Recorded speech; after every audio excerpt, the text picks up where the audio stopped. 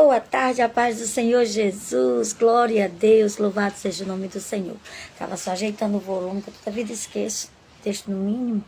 Quando vou começar, deixo no mínimo aqui também, aí fica ruim. Chegamos ao dia 26 de agosto, está quase terminando o mês de agosto, e esse mês passou muito, muito rápido. Quando termina agosto, começa os últimos meses do ano, os chamados BRO, né? Setembro, outubro, novembro, dezembro, acaba o ano. Mas ainda estamos em agosto e hoje, dia 26 de agosto de 2026, nosso Café com Palavra, nosso devocional tem como título Águas Profundas. Águas Profundas. Chegamos no final da carta de Paulo, a primeira carta de Paulo a Timóteo. Essa carta maravilhosa na qual nós aprendemos tanto sobre a palavra de Deus, sobre os conselhos de Paulo ao jovem pastor Timóteo. E hoje, no capítulo 6, o capítulo 6 ele encerra a carta de Paulo com orientações práticas. Paulo ele dá orientações práticas a Timóteo sobre o comportamento dos servos no trabalho, ou seja, do cristão no trabalho, sobre o perigo do amor ao dinheiro, o chamado para o homem de Deus viver com integridade e conselhos para os ricos. Ele passa por todas as áreas, ele não esquece de ninguém. Assim como o Senhor não esquece de ninguém, o apóstolo Paulo também tem esse cuidado de que todos estejam incluídos nos conselhos doutrinários que ele faz a Timóteo. E nós dividimos o capítulo em 5 pontos, 5 pequenos pontos, 5 assuntos que o capítulo traz para as nossas vidas. A primeira parte é a conduta no trabalho. Paulo tem essa preocupação em falar tanto com os empregados como com os patrões, tanto os servos como os donos dos servos, que aqui nesse tempo se tinha a cultura de servos. Hoje nós temos empregados que trabalham de forma remunerada, mas nem por isso, porque eles trabalham de forma remunerada, os patrões têm o direito de humilhá-los ou subjugá-los, e nem os empregados tratarem mal os seus patrões. Então, Paulo ele orienta os empregados a respeitarem os seus patrões, para que o nome de Deus não seja mal falado. Eu conheço um empresário, crente, servo de Deus, um homem de bem, um homem de bom caráter. A sua família todas são servos de Deus, ele fabrica jeans. E conversando com ele, um dia desse, ele disse que não contrata empregados crentes porque dão muito trabalho, mais do que os descrentes. Chegam atrasados, são cheios de direito. Irmãos, isso é muito triste. É muito triste você ver que uma carta escrita por volta de 63, 65 depois de Cristo, Paulo já está fazendo recomendações que ainda são atuais para os dias de hoje, ainda servem para os trabalhadores dos dias de hoje, porque ainda continuam cometendo os mesmos erros.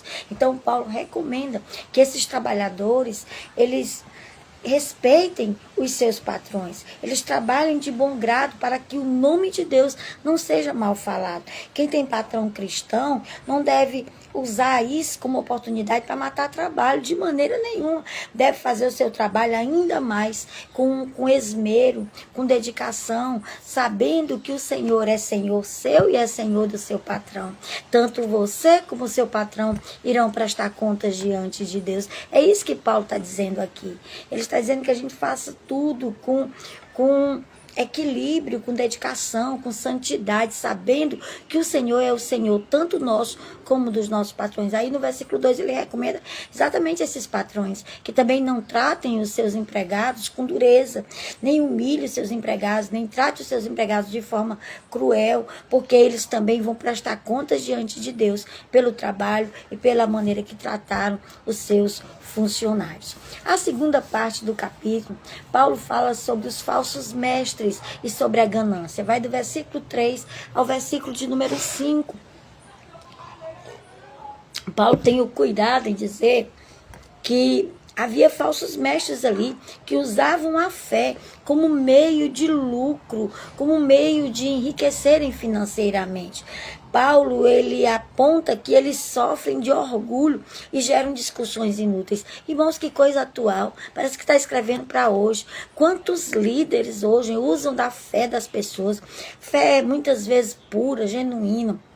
Pessoas muitas vezes indultas e que se deixam levar por discursos desses falsos mestres, desses falsos líderes, e acabam muitas vezes dando tudo o que elas têm, enquanto eles andam de carros blindados, de helicópteros, moram em coberturas, viajam para a Europa e as pessoas passando necessidade para dar dinheiro para essas pessoas. É muito atual.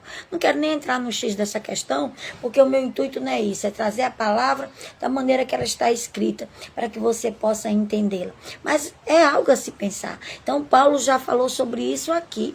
Falou sobre esses falsos mestres, sobre esses falsos condutores. Jesus chega a chamar de condutores cegos que guiam outros cegos. Porque quando a pessoa não é fiel ao que a palavra ensina, ela é um condutor cego.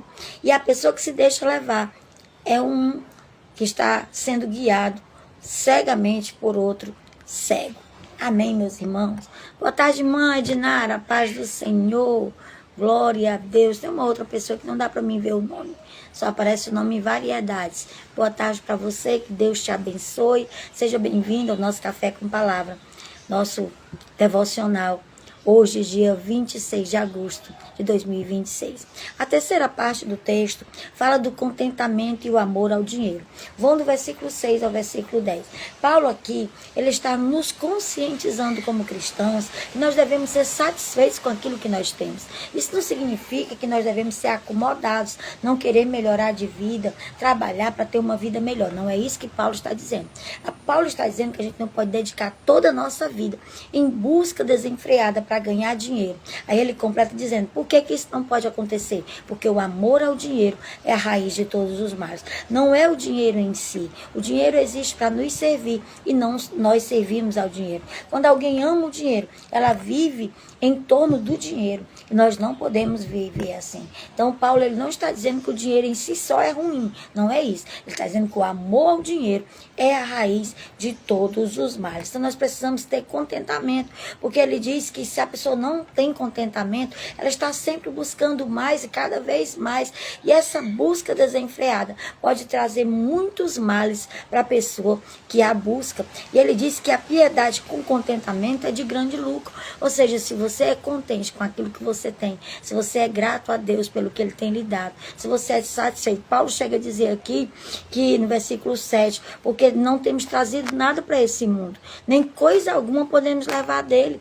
Aí ele diz no versículo 8, tendo sustento e tendo com que nos vestir, estejamos contentes. Em outra versão diz, sejamos satisfeitos. Eu já comentei aqui, vou comentar de novo.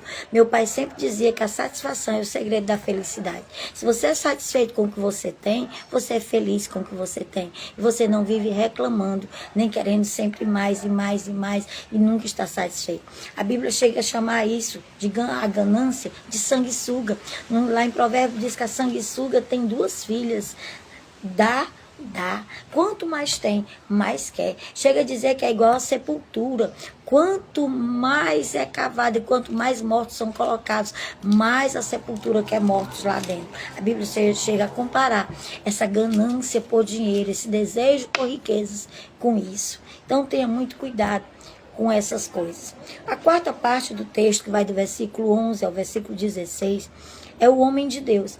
Aí Paulo faz recomendações a Timóteo como homem de Deus e a todos que serviam ali no ministério como homem de Deus. Timóteo, ele é chamado a fugir da ganância. Paulo diz, fuja dessas coisas, Timóteo, e siga a justiça, a fé, o amor, a paciência e a mansidão. Deve também combater o bom combate. Paulo aconselha Timóteo, aí ele conclui para Timóteo dizendo, combate o bom combate da fé. Toma posse do céu já aqui, da vida eterna já aqui. Ou seja, tem os pés no chão, mas tem os olhos olhando para o céu. Porque nosso maior objetivo nessa vida, irmãos, é alcançarmos a vida eterna. É isso que Paulo está dizendo para Timóteo. Timóteo, tenha os olhos na vida eterna. Tenha os olhos no céu. Combate o bom combate da fé. Segue firme. Aí no versículo 12, Versículo 13, ele exorta Timóteo, ele diz, eu exorto-te perante Deus, que preserva a vida de todas as coisas perante Cristo Jesus.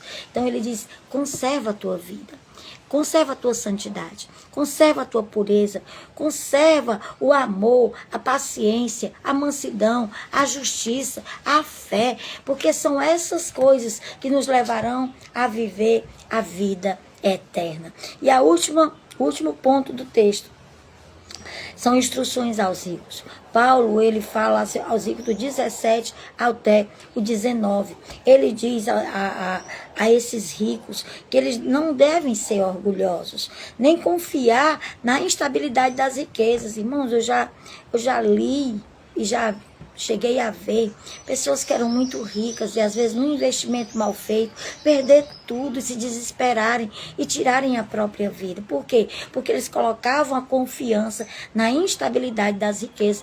Paulo aconselha, olha, vocês ricos, não sejam orgulhosos, não coloquem a fé e a confiança de vocês na instabilidade das riquezas, na instabilidade do dinheiro, mas coloquem em Deus. Deus é a única rocha inabalável, Deus é o único que é imutável, que não sofre sombra de variação nenhuma. Ele é o mesmo ontem, hoje, será eternamente. Por isso nós devemos confiar no Senhor. Então ele aconselha esses ricos que sejam generosos, que sejam prontos para ajudar os outros e que não tenham o seu dinheiro como um Deus. Quantos, meus amados, têm o seu dinheiro como um Deus, no qual eles idolatram, no qual nós conhecemos um senhor que ele ficou com tanto medo na época da pandemia de perder as suas coisas, que ele morreu de ansiedade. Então é terrível isso, que nós possamos colocar nossa confiança em Deus, porque só Ele é o Senhor das nossas vidas. Glória a Deus. E ele termina dizendo a Timóteo que guarde a fé, guarde aquilo que ele recebeu com confiança, evite falatórios inúteis e profanos e contradições. O que é que Paulo está dizendo para Timóteo? Evite entrar em debates inúteis, em discussões que não levam a lugar nenhum, nessas pessoas que falsamente se conduzem e às vezes te chamam para tu entrar num negócio desse só para te expor, para te deixar com a reputação manchada diante das pessoas. Aí ele termina dizendo para Timóteo, professando uma fé, essas pessoas se desviaram dela, mas a graça, Timóteo, seja contigo. E assim Paulo conclui a primeira carta dele a Timóteo. A partir de amanhã, nós vamos para a segunda carta de Paulo a Timóteo. A última carta escrita por Paulo antes de ser executado em Roma por amor ao Evangelho de Cristo Jesus. E as aplicações desse texto. Estou correndo, irmãos, porque eu estou com a Emanuelzinha ali. Então eu tenho que fazer aqui bem rapidinho. As aplicações desse texto. A primeira aplicação desse texto, porque a gente olha que parece que foi para aquela época. Não.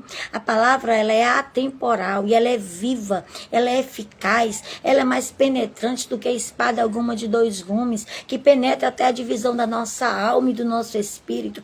A palavra, ela é apta para discernir as intenções e os pensamentos do nosso coração. Então a palavra, ela é atual, ela é para hoje, ela é para mim, ela é para você. Então a primeira aplicação de 1 Timóteo 6 para nós é no nosso ambiente de trabalho, naquilo que nós trabalhamos. Primeiro, nós devemos ser fiéis, seja onde for. Se você é um funcionário público, seja fiel, não mate tempo porque você não tem, porque você tem estabilidade, não vai perder o seu emprego se você faltar. Não faça isso, seja fiel, não leve os objetos do ambiente de trabalho achando que é seu, não pertencem a você, pertencem ao seu trabalho. Seja honesto, seja íntegro, sabendo que com isso você vai estar glorificando a Deus. Se você não é um empregado, mas é um patrão, é um dono de uma empresa, é um chefe, também exerça a dignidade, a integridade e a honestidade no seu trabalho. Respeite os seus empregados, trate-os com dignidade, com amor, sabendo que o mesmo Senhor que é seu Senhor, é Senhor deles também. A segunda aplicação, cultive o contentamento. Seja satisfeito por aquilo que você tem, seja grato. Se você tem um lugar para dormir, se você tem um local de onde você trabalha e tira o seu sustento, se você tem comida na sua mesa, roupa para vestir, calçado para calçar, o ar para respirar. Seja grato. Pratique a piedade com contentamento. Pratique a gratidão a Deus. Lembre-se que a gratidão é a memória do coração. A gratidão é um coração que não esquece aquilo que recebeu.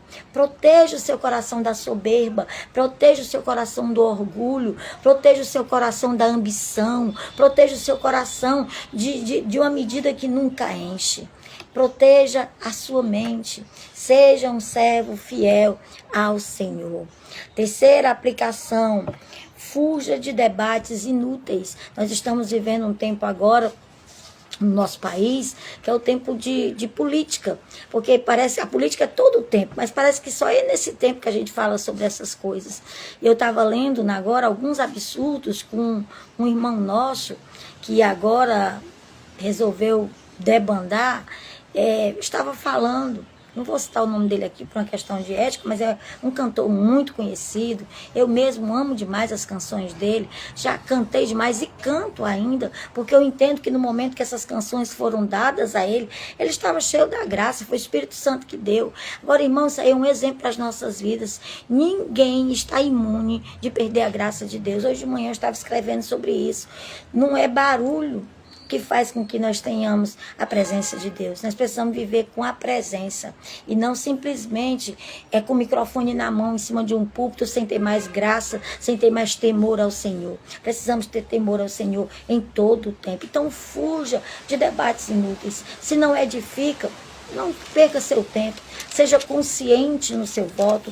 Vote com consciência. Peça a Deus direção. Mas não perca tempo com debates inúteis. É o conselho que Paulo dá a Timóteo. Porque esses debates não vão levar a coisa nenhuma. Ele diz que esses falsos mestres aqui, eles vinham, o interesse deles era só ganhar lucro, Paulo diz para Timóteo. Então, não perca tempo com isso. Combata o bom combate. O que é o bom combate? É guardar a fé, é perseverar na palavra, é andar de acordo com o que a Bíblia ensina. Seja um autêntico cristão. Não seja um cristão de aparência, não seja um cristão nominal. Seja um cristão de fato e de verdade, intencional. Que em tudo que você faz, você se lembre que tudo deve ser para a glória de Deus. Esse é o conselho de Paulo. E por último, administre bem os seus recursos. Administre bem o que você tem, para que você não ande desesperado, nem queira o que não é seu. Então administre bem os seus recursos. Ser próspero é você ter suficiente para viver e ainda sobra para você ajudar alguém. Isso é prosperidade segundo a Bíblia. Prosperidade segundo a Bíblia não é você ter muitos carros, muitas casas, helicópteros, viagem para tudo. Não é isso. E muitas vezes viver desesperado, muitas vezes com o coração avarento, que não sabe dividir, que não sabe ajudar, que não sabe abençoar. Tenha um coração que aprendeu a compartilhar. Então, administre bem os seus recursos. Sejam poucos ou sejam muitos. Coloque diante de Deus e seja fiel. Seja fiel no pouco e sobre o muito. Deus vai lhe colocar. Em nome de Jesus. Amém, meus irmãos? Acho que o Manuelzinho acordou, tá chorando. Se ele não se calar, eu vou precisar sair. Mas o nosso devocional de hoje é Águas Profundas. Título do nosso devocional. Está baseado no Salmo 63, verso 1, que diz: ó Deus, Tu és o meu Deus, eu te busco intensamente, a minha alma tem sede de Ti, todo o meu ser anseia por Ti, como uma terra seca, exausta e sem água. Esse deve ser o nosso desejo da presença de Deus, como uma terra seca que não tem água. Buscar a presença de Deus como essa terra seca. Irmãos, eu vou terminar aqui. Porque o Emanuel tá chorando, eu vou cuidar dele, tá certo? Vou ficar devendo essa paginazinha, mas Deus sabe todas as coisas, tá bom? Deus abençoe a vida de vocês, a paz do Senhor, um cheiro no coração de vocês.